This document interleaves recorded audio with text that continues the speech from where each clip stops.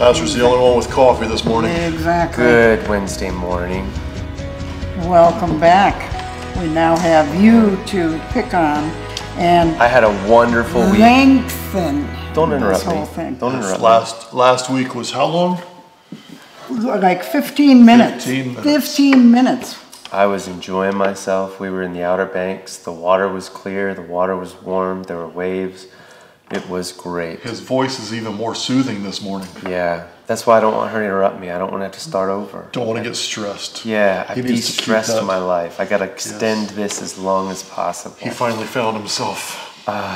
It is nice. It is really nice. Well, good morning and welcome to Wednesday Morning Live. We are going to be talking about Stress on the job. stress I on the guess. job. Work. Yes. Work. We are going to be talking about jobs and how we can, how our relationship with Christ, how do we live for Christ in work? How do we live out Christ at work? And what does that look like? And I think a lot of times we have the wrong idea of work itself. When we talk about work, oh, I don't know about you, but all my people I work with, I'm glad it's a weekend. I hate work. I don't like work. And we've all had a job we didn't like. Yep. But work is actually supposed to be good. So that's one of the things we want to talk about, what that means. Yeah, and it's God giving us. God has given all of us unique gifting and abilities, and a lot of times we get to the point where we're like, well, I don't know this is really what I'm called to do. And I think it's very interesting. You know, I'm considered a pastor, but I've never had that calling on my life, but it's something that I feel that God has gifted me in doing and being able to be relational with people. And a lot of times I truly believe that God puts us into situations and jobs and careers that they might not be our complete and absolute niche, but he has a reason for that, and he's building us for something else, something bigger, if you will. There's a devotion that we're going to link to in our description. It's called Find Purpose in Work, and it's a very simple devotion, probably 5 minutes tops, and you could read through it each day. So not the 30-minute a day one that I linked to 30 minute a day that was like 45 verses you had to read in 3 sections. Yeah. But this is the first verse of the first verses of the day. It really intrigued me. It's Samuel being dedicated back to Christ, to Eli at the temple. His parents were able to have a child, and when he became of age, they brought him back to the temple, dedicated him to Christ, and Eli, the priest of that time, took him under his wing. And 1 Samuel chapter 3 verse 1 says, meanwhile the boy Samuel served the Lord by assisting Eli, the high priest. Now in those days, messages from the Lord were very rare, and visions were quite uncommon. And I honestly believe this is where we are today in our society. Right. The message from the Lord is very rare. And how does God share his message today? And that's kind of what I want us to really focus on is, you know, if we're not sharing God's message, how is God's message being heard? And then I love in verse 7, because if you know the story of Eli, I actually read this and we were like, wow, that's kind of crazy. But God calls Samuel. Samuel doesn't recognize his voice, so he runs to Eli and says, here I am. And Eli says, go back to bed. And he does that 3 times.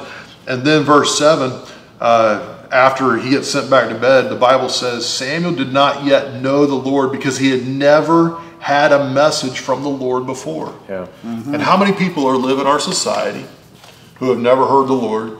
And what's the statement? Some people, the only Bible they will ever read is how you live your life. Right. So I'm talking a lot, but let's jump right into this. How do we live out Christ at work? Oh boy. I'm going to do my commercial, because you have to personally get into the Word. And if you don't know how to do that, you have got to be in connection with people who can train you, just like Eli was supposed to train, I was going to say William, but Samuel. And he did. Eventually Eli said to Samuel, hey, this must be God. Yeah. And so he had the spiritual knowledge to know, and Eli was far from perfect, his sons were evil, but he knew, okay, God's dealing with this young man, and that is why we want to be around people who can help us decipher right, what because God is even doing. in the beginning, Eli, because God wasn't talking to them on a regular basis. Obviously, it took 3 times before it clicked with him that, hey, it's got to be God. So when we say that Samuel was there to be trained, I don't think that aspect was at the top of the list to train him in how to hear from God. It was to train him in their regiment. It was to train him in their daily task that had just become tasks. It had truly become a job. Yeah. It was a job that they were doing on a daily basis. And because, like you said, Eli had totally just fallen into a routine, he wasn't able to train him in the spiritual things. And so how does this look from us going from church on Sunday to work on Monday with a different mindset of, I got to go punch this clock, I got to go get my time in so that I can get to the weekend and I can enjoy myself, to how do I enjoy myself at work? So sometimes we have the wrong idea that my career and my calling are always going to line up. So everything I do for a living is always going to be related to my calling, and that's not always true. Like, I work at the church during the week, and that's my career and calling lining up. But then when I work at FedEx, that's not really my calling.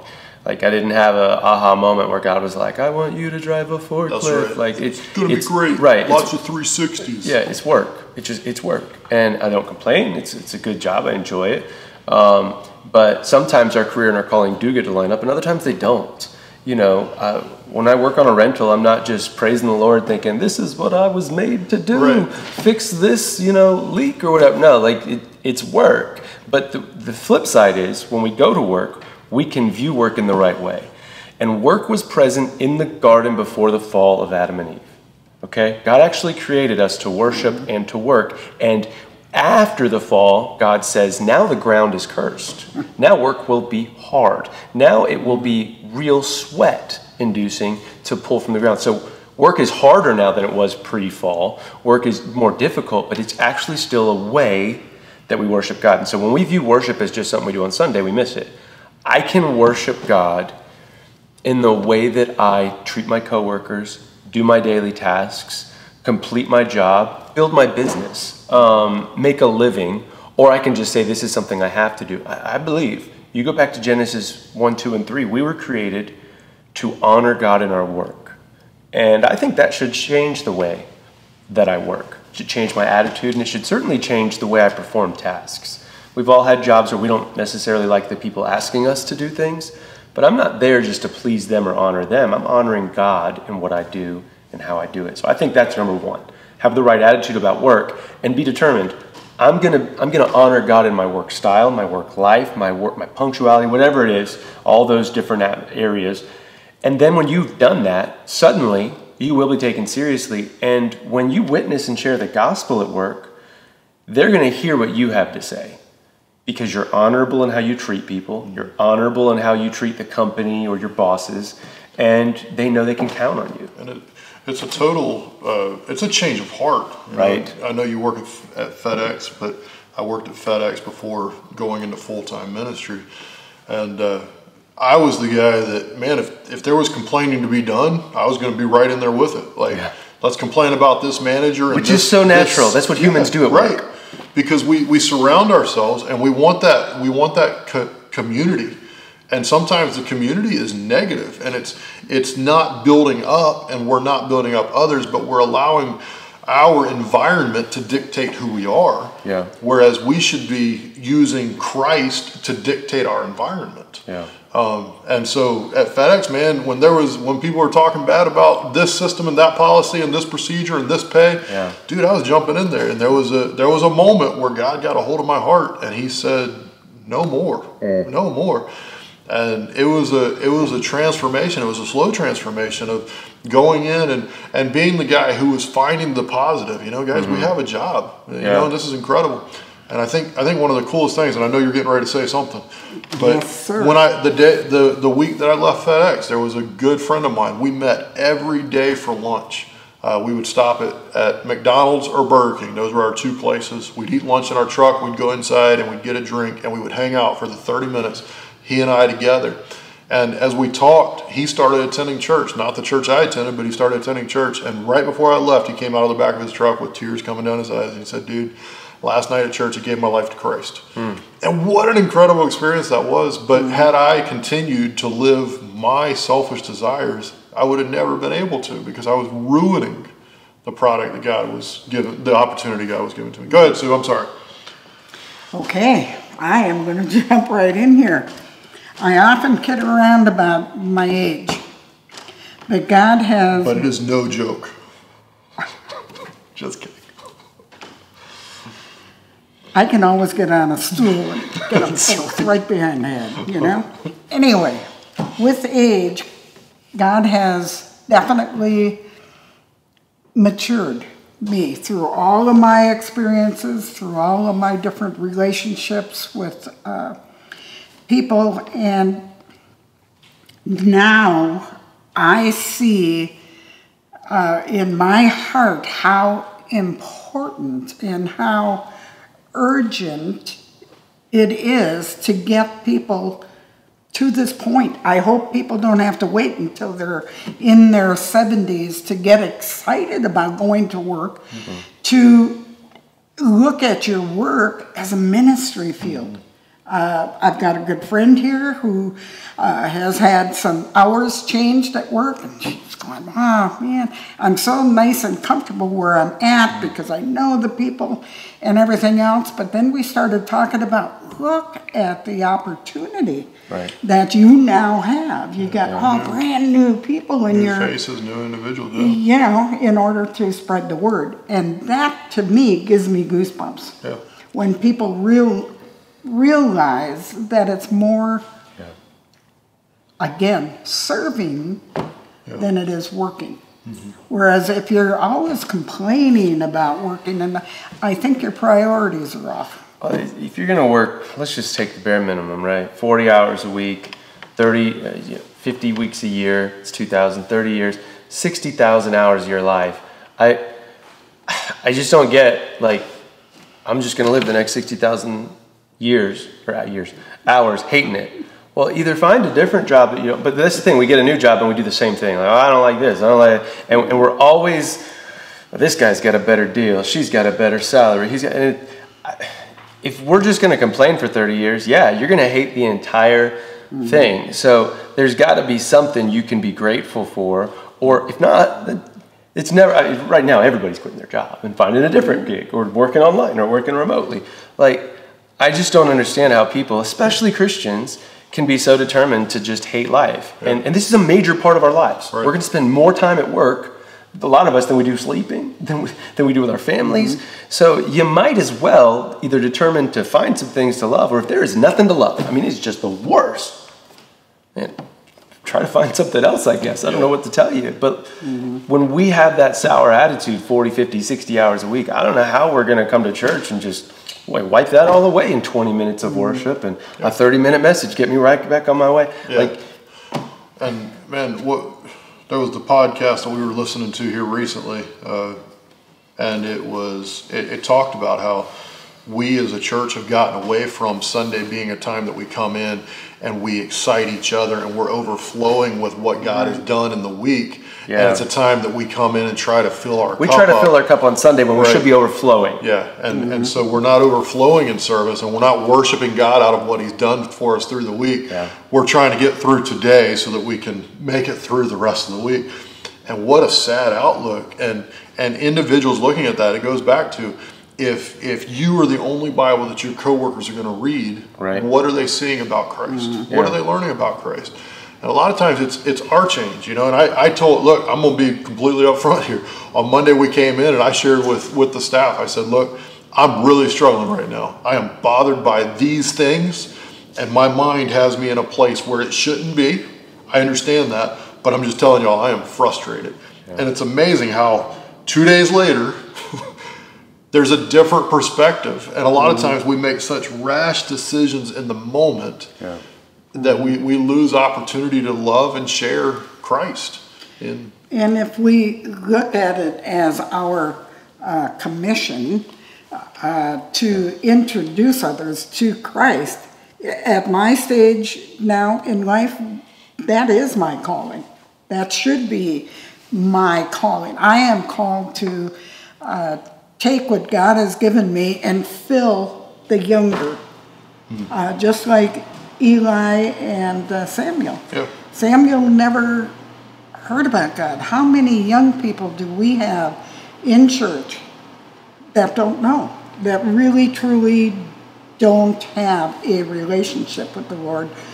They can read scripture and look at it, but they have no clue how that scripture could really talk to them. But what you're saying there, it's the coworker that's younger. It's the coworker that views things differently. It's the coworker that's lazy, that's hard to talk to, that we just write off. And it's like, they don't understand.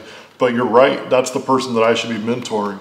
And they may not want it, but I think of the fruit of the Spirit too. Like everything comes back to, if I'm a Christian and I say I'm a Christian, I may not be working in a Christian environment, but I should be overflowing in that Christian environment with love, joy, and peace, in spite of, like you mentioned, the division, the backbiting, the gossip.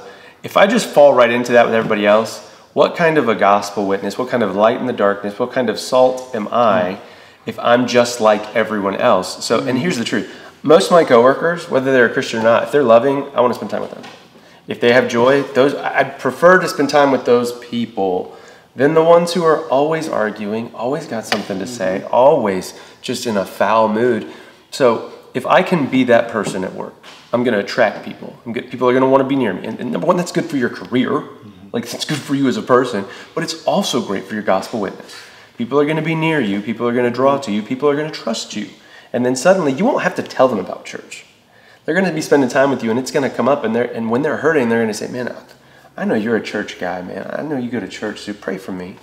And then suddenly there's an opportunity you never would have had if you viewed your job as a thing you got to get through. And I save my Christian stuff for a church. I don't care what language I use here. I don't care how I talk to people here. I'm just going to treat people like they treat me. Boy, Jesus would say, we're no different than the Pharisees. We're no different than the tax collectors. Nope. We're just treating people however feels right instead of how we've been treated by God. So, yeah. And it's such a blessing, because when we take ourselves out of the picture and we start caring about others, God blesses that. That's right. God definitely blesses that. If we walk past and say, hey, Pastor, how are you doing, and keep on walking, that isn't sincere. But if you stop and say, hey, how are you doing today, Pastor?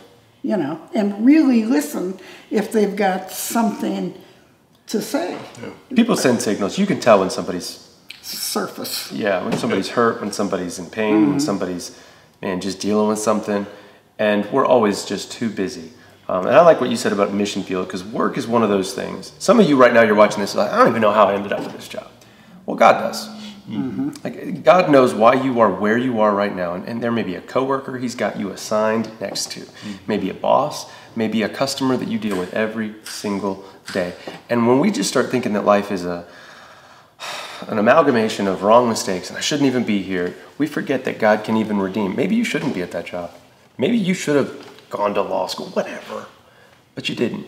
And today you are where you are, and maybe we can get that right, man. You can go back to school, or you can get a better application in somewhere, because jobs are hiring, everybody's hiring, and I'm telling you, most companies have lowered their expectations right now. They're hiring. But today you are where you are. So why do we need to wait until we get the perfect job to be a good worker who honors God in their work, who honors God in how they treat their coworkers, who honors God in how they treat people who walk through the door? Yeah, that brings me to, that got me to thinking. I bet 10 years ago, if you came to our church, and the same individuals were in here as 10 years ago, many of us wouldn't like them. Because God made a difference in their lives. God made a difference in my life. In the past 10 years, God has changed me a lot. And so, we're coming to a church and we're viewing people as, they're a Christian and they're believers, and these are the people I want to be around. But we haven't always been that way. That's right. And we all have a past, and God changed us. And God, just like God changed us, God can change those people at work if we're willing to use that. And Pastor and I grew up in a church where it was very much, Is God calling you to full-time Christian ministry? Is God calling you to full-time Christian ministry? And for us, that meant you were either going to be a pastor, a music leader, or a full-time. You didn't work in the world. Yeah, you worked in a Christian environment completely and Only totally. came to the church office, never around lost people. Right. And we kind of buck against that now, even though we are at the church. We try to get out all the time. But man, I'm telling you, like we each work in full-time Christian ministry. That's right. Because no matter where you are, we can't leave the Christian faith here on Sunday. Called the witness, called the minister, you can't leave it called on to love. a small group. Can't flip the switch. Yeah, we have to take it with us. Because otherwise, the church is full of hypocrites. And it is. But why in the world would we put ourselves in that position of being the hypocrite, of jumping in the talk at the water cooler, and being the negative influence, and being the one that's always tearing down. Oh, and come to church, by the way. Yeah, and always tired and exhausted because of all the effort. Nobody works harder than me. Yes, and that's the other thing, man. Pastor Brian Burgess, he put a post up, or he was talking to us one time, and he said, everybody wants to be the busiest. We all want to prove. Look, we get it. Everybody's busy. Well, your kid had 2 games this weekend? We did a tournament. Right. It was nuts. It was in Pennsylvania. We just got back. But we always try to one-up each other on busy so that we can prove that we need more rest. But, man, what if we were there encouraging the others who are tired and say, man, I'm going to be praying that God will give you a chance this week to slow down and rest. I'm just glad that Christ wasn't too busy to die for my sins, you know? Yeah. He could have put it off a few weeks. Yep. Or maybe even a couple of more decades. So do you know what a Jesus juke is? A Jesus juke? Juke? Well, you just did what one. You just did. I'll explain it to you after the Wednesday morning live. But a Jesus juke, you're really good at them, and I just wanted to know if you knew what they were. Good job, Sue. Good job, Sue. I'm hoping that's a good thing and not a bad thing. It really depends on the setting. You have to look that up on Google. You're a professional Jesus juker. Genesis chapter 12, verse 1 says, the Lord had said to Abram, leave your native country, your relatives, and your father's family, and go to the land that I will show you. And many of us are still so bothered that we got put into a position that we didn't want to, and we're not around the family that we want to be around, and let me just tell you, family can cause drama. We're not around the friends that we thought would always be our lifelong friends, and we are so bitter about where we are that we can't see that God's moving us. God moved Abram to a land that he was going to show him, and he had to leave everything. And are we willing to leave everything so that others may know Christ? Right. And I want to get one other point. Get it in. Even if it's just one person in your work environment, just one person that you make a difference in, that seed actually gets planted there. That's okay. You know, we don't have to get 5,000 in all at one crack. You know, I think Heaven's pretty full of people who took 30 years of somebody pouring and investing time in them. You know what I mean? Hope so. Heaven has got literally billions of humans who somebody thought, oh, that's just one person. Yeah, but one adds up. It really does. You betcha. Especially over all these years. So what if every Christian took their job, not like we take it so seriously, like what I do is the most important. No, but I'm going to be the best that I can in honoring God. I mean, literally praying, like, God, I'm going to honor you today. What if we were that employee, that coworker, who was not just honorable in our work, because I know too many guys who take their work seriously but care less about the people around them, but we're also desperately in love with the people around us and want them to be healthy, want them to be, cared for and know the Lord. And I just wonder if every Christian in our church, what an influence that could be in the 200 to 300 businesses represented or shipyard sectors, you know. What an impact that could have without us going on a mission trip. Exactly. Right? Or we're getting some big Sunday where we just began living this out, and it had a little bit of a ripple effect over here. 23704 would have a lot of different work environments if we would just take hold of that. How awesome. And just think all the blessings we'd get. Yeah. Well, they have to do it. We can't because we don't work in no, the but we're sector. Oh, wait, we do. We do. Doing for planting. Yeah. You know, that's the cool part. Yeah. Well, guys, thank you so much for watching this morning. And, now get to work. Yes, get to work. Don't be late. Put a smile on your face. Quit watching the phone. Yeah. And I want you to rewatch this now and see how long I talked compared to these two. I didn't talk at all. Just saying. You kept cutting me off. Are you done? Did you want to say something else? Nope, I'm done. This is my work attitude right here. Have a great day, and we'll see y'all next. First Wednesday tonight. That's true. 7 o'clock. Yeah. Make sure you're here. We'll have a time to dive in deeper into God's Word. Parable teaching. Take communion together. Yep. And have a time of singing together. And so we're excited about tonight. Join us tonight. And also Fall Festival, Trunk or Treat, Candy Palooza. Bring that candy in this month. Sign up online. Marriage Night coming up in November. All the details are on Facebook. You guys have a fantastic day. See you later. Bye.